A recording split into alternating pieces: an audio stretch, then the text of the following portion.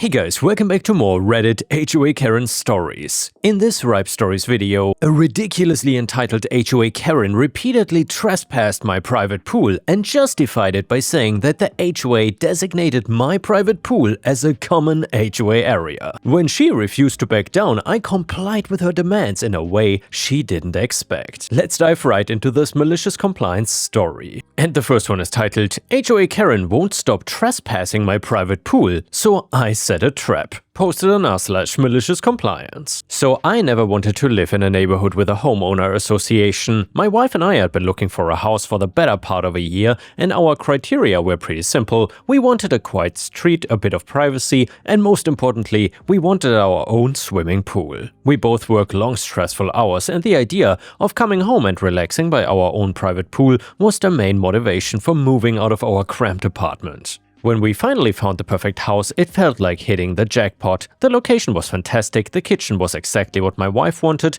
and the backyard was a private oasis. It had a massive, beautifully maintained swimming pool, completely enclosed by a solid 6-foot wooden privacy fence. The only catch was that the neighborhood had an HOA, and I was incredibly hesitant at first. You always hear these horror stories online about people getting fined for having the wrong color curtains or planting the wrong kind of flowers, but the real estate agent assured us that this specific HOA board was mostly inactive and just existed to maintain the neighborhood entrance sign and the street lights. Press X to doubt. We decided to take the risk, signed the papers, and moved in. I figured if I just kept my head down, paid my monthly dues on time, kept the grass neatly cut, and brought my trash cans in promptly after the collection truck passed, I would be left completely alone. Well, I was very wrong. The problem started with the president of the board. Her name was Karen. I wish I was making that up for the sake of the story, but her actual name was Karen.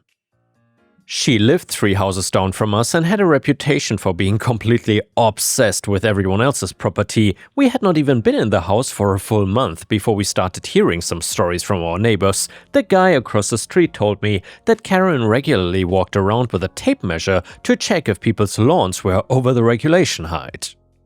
Another neighbor warned my wife that Karen would frequently peek into open garages to make sure no one was running an unapproved home business, and she treated the neighborhood like her own personal kingdom, and she acted like she was the supreme ruler. The first time she brought my pool up to me, I genuinely thought she was just playing some kind of weird practical joke. I was standing in my driveway on a Saturday morning unloading heavy bags of potting soil from the trunk of my car. Karen marched right up the driveway holding a clipboard and introduced herself with a smug grin. She didn't welcome me to the neighborhood, she didn't ask how the move went, instead she looked past me, pointed directly at my closed side gate, and told me that the community was very excited to finally have access to the new shared amenity. I stood there holding a bag of dirt, completely confused, and I asked her what she was talking about. And she told me that due to the way my lot was zoned and the specific placement of my backyard, my pool fell under community access rules. I politely told her that she was mistaken. I explained the pool was on my private deeded property, it was fully enclosed by my own fence, and it was entirely ours. She just laughed loudly, a sharp and incredibly annoying sound. She told me I needed to read the rulebook more carefully before I started making claims about what I did and didn't own. Then she turned around and walked back down the street. I was annoyed, but I thought that was the end of a weird interaction with a crazy neighbor. I went inside and checked my property documents just to be absolutely certain and confirmed that the pool was 100% mine. There were no public easements, no shared property lines, nothing. I pushed the interaction out of my mind and went back to my life. I work long hours as a logistics manager, and I usually leave the house early in the morning and I don't get back until late in the afternoon. My wife works a hybrid schedule, but on the days that she goes into her office, our house sits completely empty for about 10 hours or so. The first signs of the intrusion were incredibly subtle. My wife came home one evening and asked if I had come home for a lunch. I told her I'd been at the warehouse all day. She frowned and mentioned that one of the heavy lounge chairs on the pool deck was dragged right up to the edge of the water, but we just brushed it both off. We figured maybe the wind had blown the chair, or maybe a stray animal had gotten into the yard and splashed around. The second blatant sign was much harder to ignore though. 3 days later my wife found a bright pink floral towel draped over the back of one of our patio chairs. We do not own a pink floral towel, all of our pool towels are solid navy blue. We stood in the backyard staring at this strange towel, feeling a deep sense of unease. And by the way guys, if you would be in this situation at this point, what would you do? Would you install security cameras or something? Let me know in the comments. And by the way, if you still enjoy the HOA stories, please don't forget to like the video and subscribe to the channel if you haven't already. It would be very much appreciated. So yeah, someone had been in our backyard and someone had been in our pool. I'm not the kind of person who likes feeling vulnerable in my own home, so I immediately went online and ordered a high-end home security system. I bought 3 outdoor cameras and I spent my entire Sunday installing them. I put one covering the front driveway, one covering the back patio door, and one mounted high up on the corner of the house pointing directly at the pool and the side gate. I synced everything to the app on my phone, tested the motion sensors, and then felt a lot better. I got my answer the very next Tuesday. I was sitting in my office at work when a motion alert popped up on my phone screen. The notification said that there was movement detected in the backyard. I opened the app fully expecting to see a bird landing on the patio table or the wind blowing the pool cover, but instead, I saw Karen.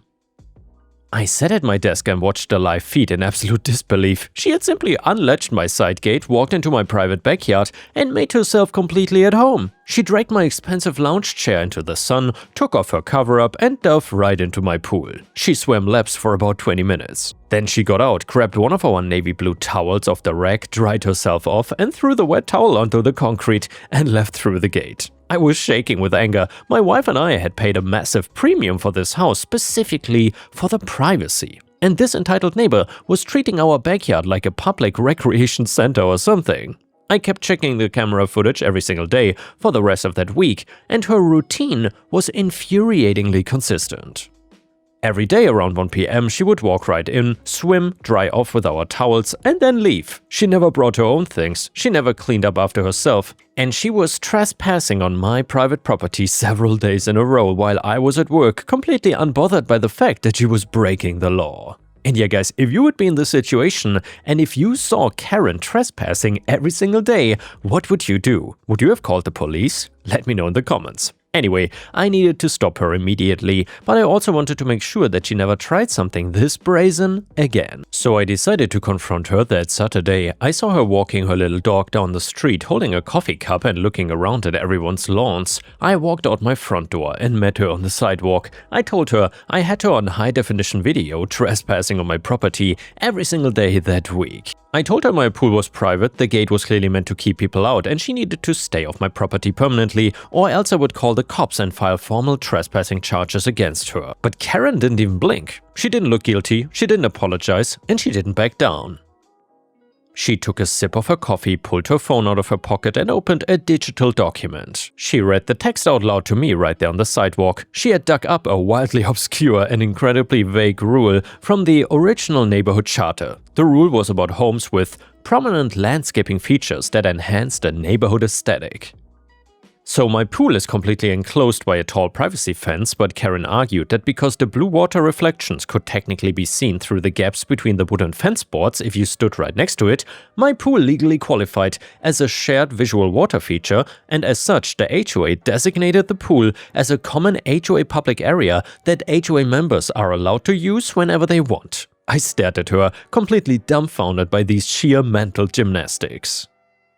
I told her that was the most ridiculous thing I'd ever heard, and I told her seeing a reflection through a fence does not give anyone the right to open a closed gate and swim in a private pool. She smirked and told me that as the president of the HOA, she had the authority to interpret the bylaws as she saw fit. She claimed she was conducting a routine quality inspection of the visual water feature. Then she loudly announced that the board was actually planning a promotional update for the neighborhood website. Then she told me the entire board would be coming over next Friday afternoon to take professional pictures of the water feature and test the water quality by swimming in it.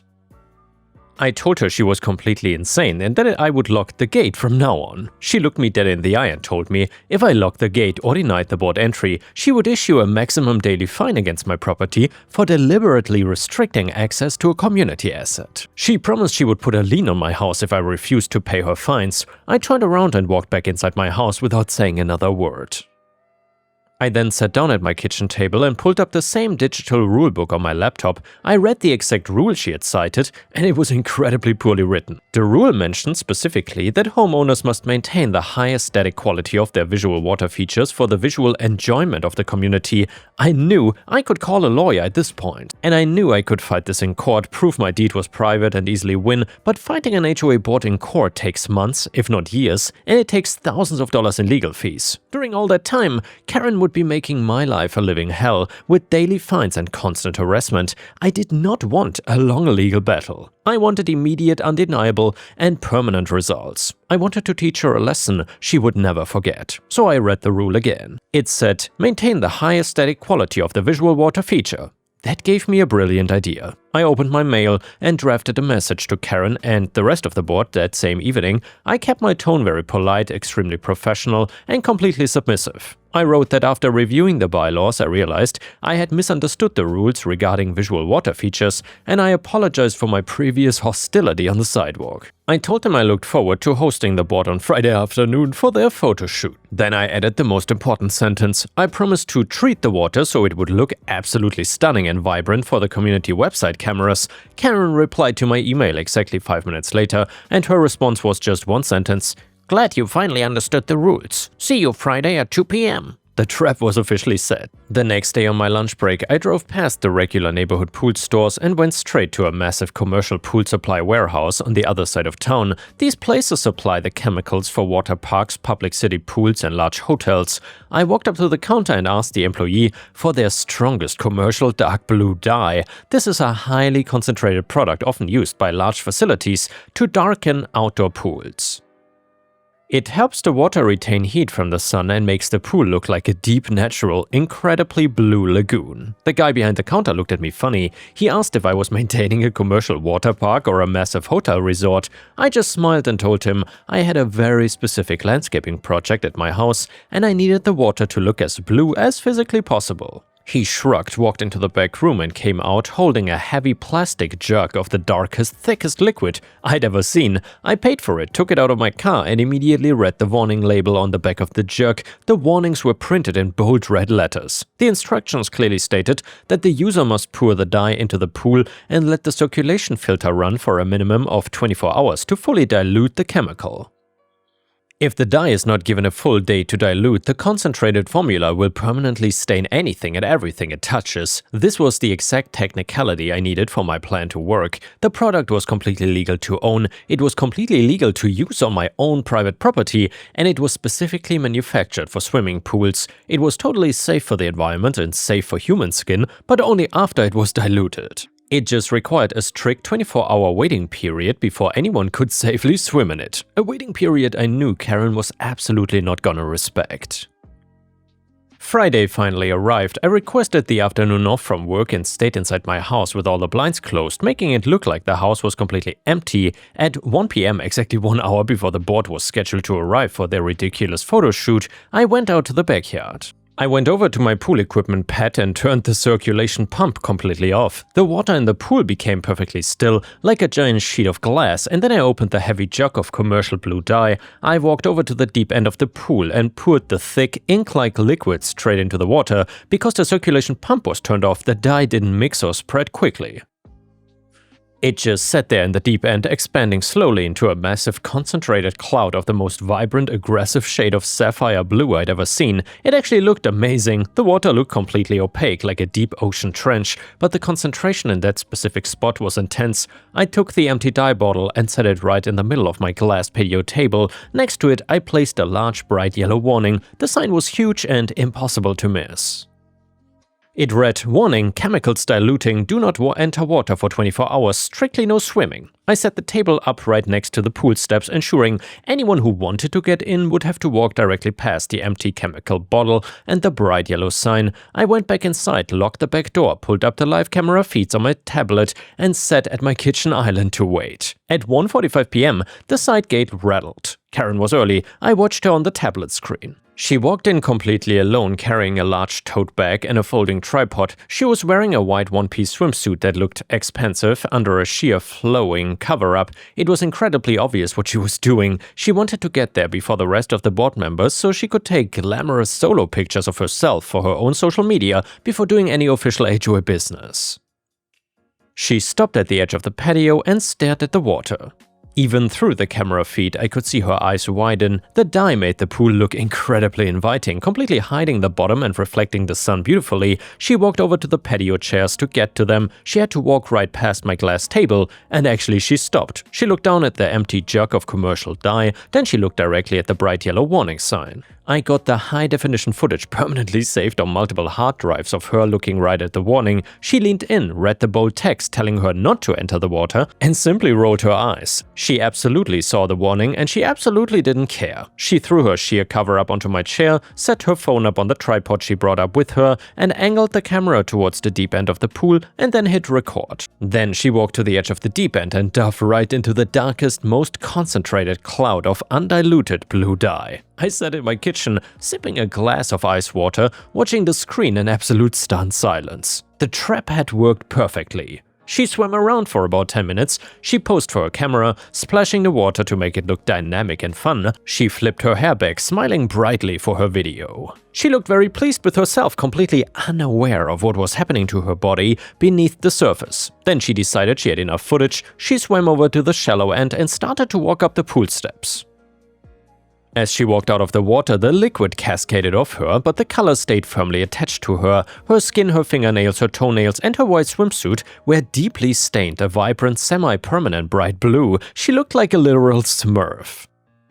It was not a faint, subtle tint, it was a dark, shocking, aggressive indigo blue. She stopped on the second step and looked down at her hands first, then she looked at her legs. I watched her touch her own arm. Her fingers left a slightly darker blue streak on her forearm, and she let out a piercing scream that I could hear crystal clear through the closed double-pane windows of my house. She started rubbing her skin frantically with her hands, which only seemed to smear the thick dye deeper into her pores. Her expansive white swimsuit was completely ruined, stained, an uneven, blotchy, horrific shade of blue. She scrambled out of the pool, grabbed her towel off the chair, and started wiping her face and arms. The white towel turned instantly blue, and she ended up just dyeing her face even worse in the process, and right at that exact moment, the side gate opened again. 3 other HOA board members walked into the backyard holding clipboards and folders. They stopped dead in their tracks. Karen was standing in the middle of my pool deck, bright Smurf blue from head to toe, holding a ruined blue towel, screaming at the top of her lungs for someone to help her. I decided this was the perfect time to make my appearance. I unlocked my back door, pushed it open, and stepped out onto the patio. I put on my absolute best look of mild confusion and concern. "Karen," I said calmly, projecting my voice over her screaming. "Are you okay? Why on earth did you get into the water?" She spun around, pointing a bright blue, shaking finger directly at my face. "What did you do to me? You poisoned me. I'm calling the police right now. You're going to jail for this." I just shook my head slowly, acting completely baffled. I pointed a finger over at the glass table. "I didn't poison anyone, Karen. I just treated the visual water feature just like I promised in my email. I went out and bought a professional treatment to make sure the water looked stunning for your board photo shoot." However, I clearly left a massive warning sign and the empty chemical bottle right here on the table. The instructions clearly state the water needs 24 hours to dilute before it's safe. The other 3 board members walked over to the table and read the laminated sign. One of them, an older guy who lived down the street from me, looked at the sign, then looked at Karen and sighed heavily. "Karen, the warning sign is right here in plain sight. It's bright yellow. Why did you jump in?" "Because it's community property," she shrieked to her blue face, twisting in absolute rage. "He did this on purpose to hurt me. He set a trap." "I followed your exact instructions, Karen," I replied, keeping my voice perfectly steady and reasonable. "You demanded that I maintain the visual water feature for the neighborhood, and I added this beautiful blue dye to make it look nice for your pictures. I put up a safety sign on my own private patio to ensure no one got hurt. You chose to completely ignore the safety sign and trespass into the water while it was being actively treated. That's completely your fault, Karen." She tried to argue back, but the dye was starting to dry on her skin in the hot sun, making it look even more unnatural, blotchy, and ridiculous. The other board members were clearly struggling to hold back their laughter. They told her that she needed to pack up her tripod, go home, and try to wash it off immediately before it set any deeper into her skin. Karen grabbed her equipment and her bag and stormed out of my yard, leaving a very distinct trail of wet blue footprints all over my clean concrete deck. The rest of the board members awkwardly apologized to me for the disturbance and admitted the water did look very nice and quickly left right behind her. I spent the next hour outside with a pressure washer, hosing down my concrete deck to make sure that her blue footprints didn't become permanent additions to my landscaping. For the next 2.5 weeks, Karen didn't leave her house during daytime. She completely vanished from the neighborhood sidewalks, and when she finally had to make an appearance at the mandatory monthly neighborhood HOA meeting, she wore long sleeves, long pants, and a large white-brimmed sun hat, despite the fact that it was incredibly hot inside the community center. No matter how much she tried to cover up, she couldn't hide her hands or her neck, which were still a very noticeable, undeniable shade of light blue. During that meeting, the topic of my pool was inevitably brought up on the agenda. One of the other residents raised their hand and asked why the community website photo shoot never happened and why the new shared amenity was not listed online. This was my moment. I stood up from my chair and addressed the entire crowded room. I calmly explained the situation with the obscure visual water feature bylaw that Karen had tried to enforce, and I explained how I tried to comply by making the water look beautiful. Then I reached into my bag and pulled out a stack of documents. I'd gone to a local print shop and printed out high-resolution full-color still frames from my security cameras. I handed them out to the rows of residents. The pictures clearly showed the bright yellow warning sign on the table, the empty chemical bottle, and Karen looking directly at the sign. The final picture was a crystal clear shot of Karen standing on my pool deck looking like a furious, dripping wet blueberry.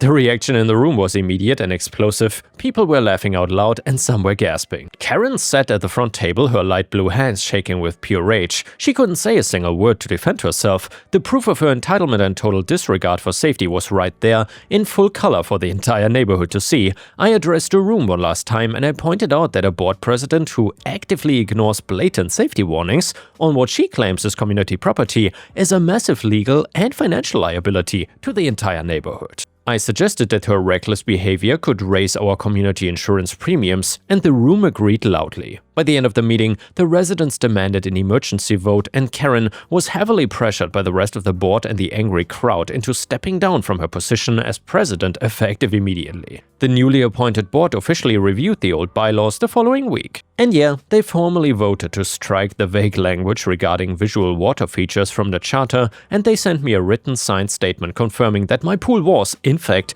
private property and absolutely not subject to any form of community access. And the next one is a beautiful malicious compliance story which is titled "Want Me to Speak Spanish?" So I was born in the US, but my parents are from Mexico. Despite being exposed to their Spanish, I speak with a thick American accent. If someone does not speak English, I would speak Spanish with them, assuming they can understand me. All is well. But if they know fluent English, I prefer that since communication is easier. This leads to weird scenarios where I'm making small talk and as soon as the other person gets to know my name, they shout, "Yo, what the hell? You're Hispanic. Why the hell are you speaking English for?" in Spanish. Then I switch into my Spanish, which sounds like a stereotypical American reading Spanish out loud as if it were English. At this point, they squint and give me a concerned stare before switching back to English. And now let's read another malicious compliance story. This one is titled, "My manager told me to write shorter reports, so I did." So for context, I work in logistics coordination. Every week I submit a report summarizing what happened with our shipments, delays, carrier issues, that kind of thing. My reports were usually around a page, maybe a page and a half, detailed, clear, everything you needed to know. Well, 3 weeks into my new job, my manager pulled me aside and said, and I quote, "Your reports are good, but they are too long. Cut out the fluff, nobody has time to read all that." Okay, I thought, fine, no fluff. The next week I submitted this. Week 34, all shipments delivered, 2 delays resolved, 1 carrier changed, no outstanding issues. That's it, that was the report. Every single thing in it was accurate, nothing was missing in terms of facts. Were there nuances? Sure. Did the delayed shipment involve a fairly heated call with a vendor that probably needed documenting? Technically yes, but he said no fluff, and vendor drama felt like fluff to me. He responded within 4 minutes asking me to elaborate a little, so I added the word "successfully" before resolved. Week 34, all shipments delivered, 2 delays successfully resolved, 1 carrier changed, no outstanding issues. Then my boss came to my desk in person to discuss the report. We talked for 20 minutes, I took notes. The notes were longer than any report I'd ever written. I now submit the same one-page reports as before, and he hasn't mentioned the length since. I elaborated on nothing else, and he didn't ask me to. And yeah guys, thanks for watching, I will see you again tomorrow.